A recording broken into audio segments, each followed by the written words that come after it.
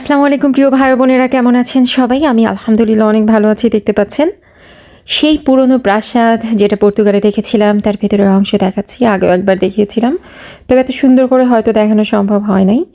অলিগলি, দরজা, জানালা, সিঁড়ি থেকে শুরু করে বাইরের লঞ্চ, যেখানে বসার জায়গা, এছাড়াও রয়েছে বিভিন্ন করিডোর, রুমগুলো, বাথরুম, খাট, পালঙ্ক, আসবাবপত্র সব কিছু একটু অন্যরকম, কারণ এগুলো অনেক প্রাচীন, একদম 500-700 বছরের পুরনো।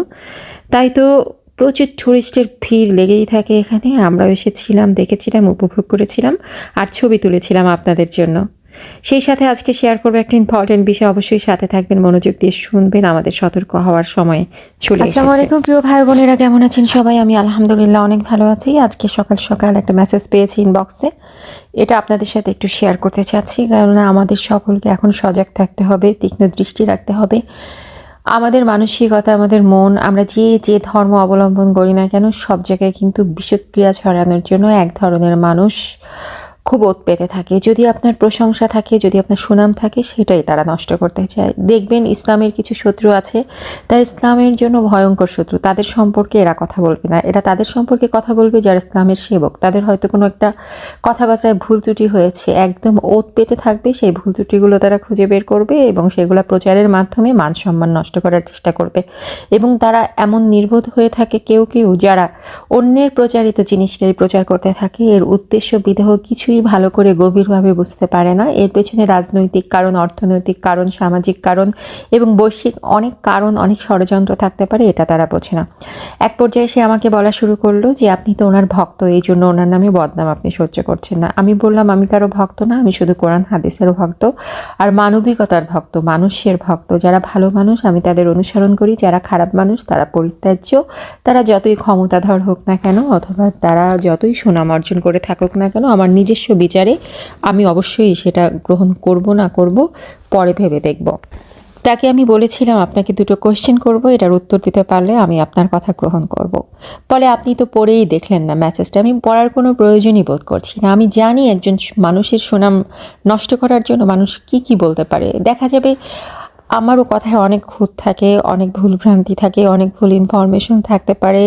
যদি উদ্দেশ্য প্রণোদিতভাবে কেউ আমাকে ডুবাতে চায় বা আমার অনেক প্রশংসা হয়ে যায়, তখন দেখবেন একজাত শত্রু আমার পেছনে লেগে যাবে এবং তারা খুঁজে খুঁজে আমার চরিত্রের, আমার কথার, আমার চেহারার এই দোষগুলো ধরে সেগুলো মানুষের সামনে উন্মোচন করার চেষ্টা করবে। আর এই ফাঁদে আমি একজন মানুষ হয়ে কেন পা দেব? আমার নিজেরই অনেক দোষ আছে, সেগুলো খুঁজে বের করে সমাধান করতে একটা জীবন লেগে যাবে। আরেকজনের দোষ ধরার সময় আছে?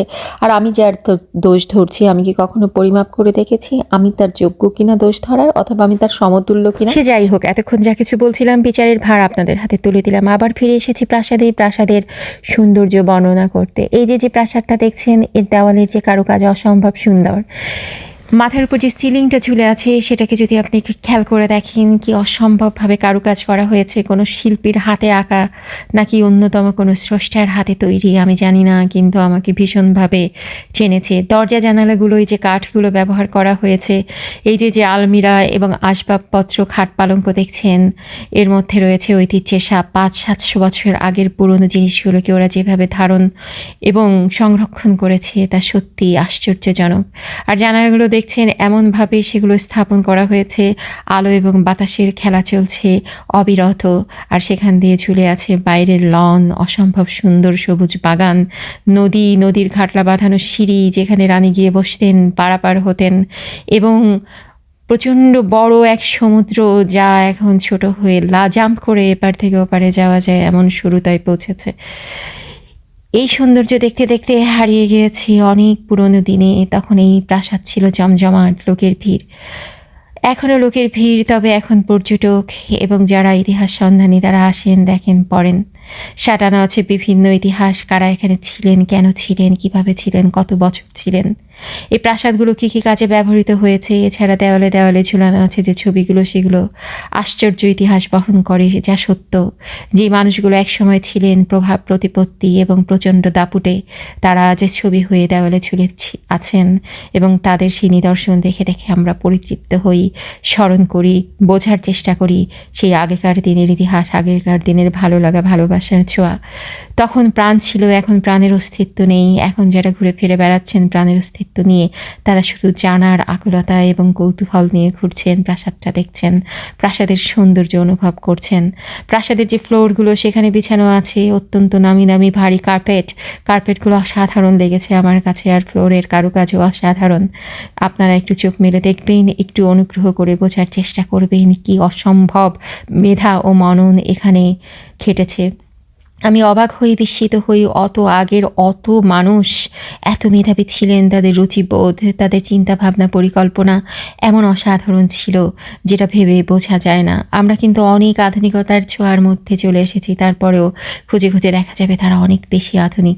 এই যে বারান্দাটা দেখছেন, দেখেন কি অসম্ভব সুন্দর, এখান থেকে আকাশটা অবিকল অসম্ভব সুন্দরভাবে দেখা যাচ্ছে, আর আকাশের নিচে কিন্তু আছে সমুদ্রের বাতাস এসে আমাদের কিছু কিছু মৃদু হাওয়া দিয়ে যাচ্ছে। আমরা অনুভব করছি অপূর্ব সুখের এক সম্মোহনী।